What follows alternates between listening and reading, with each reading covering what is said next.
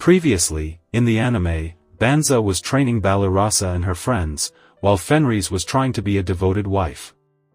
Both Banza and Fenris were crazy strong and hunted many A-rank beasts, which attracted the attention of Hiro, so he wanted to have Banza in his army, but Banza refused. Meanwhile, Eulymenes discovered the most feared women in the demon army had become a wife of a human, so she thought Fenris had betrayed the demon army and she tried to get rid of Fenris and Banza. But Banza wiped out the strongest forces of demon army, the dragon hordes like a child's play, so seeing that, Demon King decided to visit Banza himself, and Banza made a barrier around the area to sense if another demon comes over again, and Fenris was ready to fend of that cat if she dares to come over again, but she got agitated just remembering her because Banza was so nice to her, but Banza can't help since he found out that he's the one who killed Fenris's brother, it makes him feel guilty.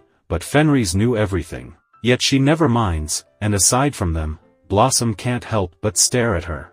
New title, Dragon Slayer all day, it's all thanks to Banza and his spell that she killed the dragon. And Balarasa goes off to hunt magic beast again, she looks so disciplined that she trains diligently every day, but in reality she was jealous because she also wished to have Dragon Slayer title because just a title is enough to get a peerage from the kingdom. More so if she gotten that title she could have risen her noble family again, and they could have attained their home in capital like before when her father was a knight. But suddenly a man comes in and asks for direction because his friend lives in this area. Balarasa had perfect idea so she was on guard. She asked if he's friends with Philo, but the man says his wife.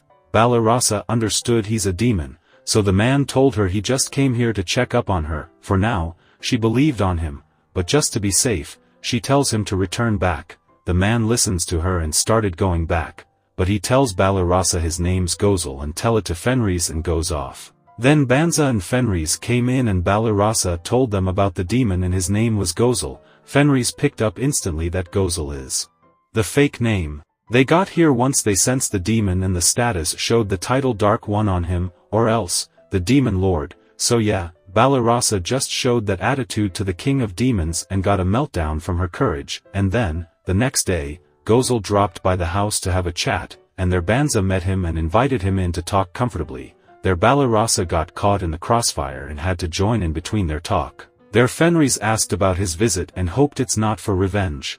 Gozel got to the point and invited Banza to his army but he declined. Gozel thought the Clyrode kingdom must have been on edge to get him, but he's living here secluded. So Banza informed him that he's not from this world so he just doesn't want to pick a side just because he's a human, more so he doesn't know the reason behind this war.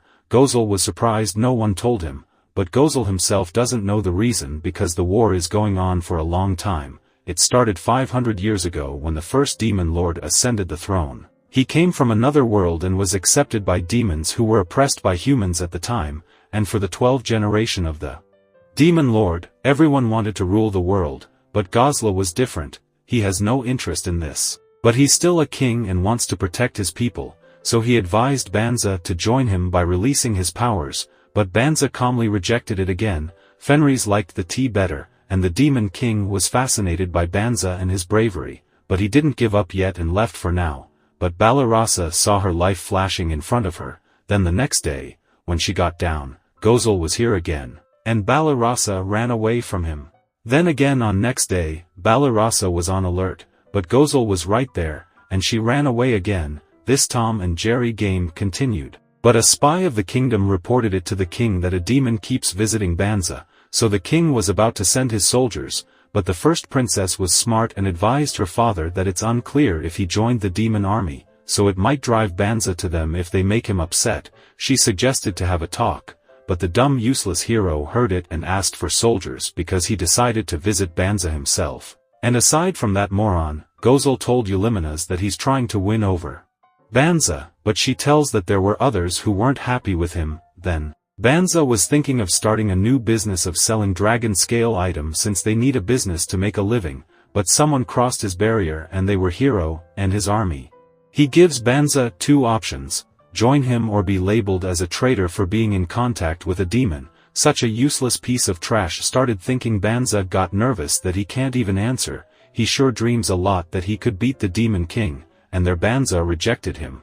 he chose not to side with either humans or demons, so Hiro labels him as a traitor, and girls took Banza's side and said Banza is not a traitor. So Hiro gives them two options as well, convince Banza or he would arrest them as well. It was getting annoying now that Hiro was involving others as well. So Banza decided to go somewhere else and Fenris was on board with it. Their girls also wanted to go along with Fenris and Banza as they started to believe that war between humans and demons is useless, plus they don't want to follow a trash who threatened innocent people like this, so the decision was made and Banza teleports his house and even his farm fields. No one could believe on their eyes seeing that Banza even took his farm fields.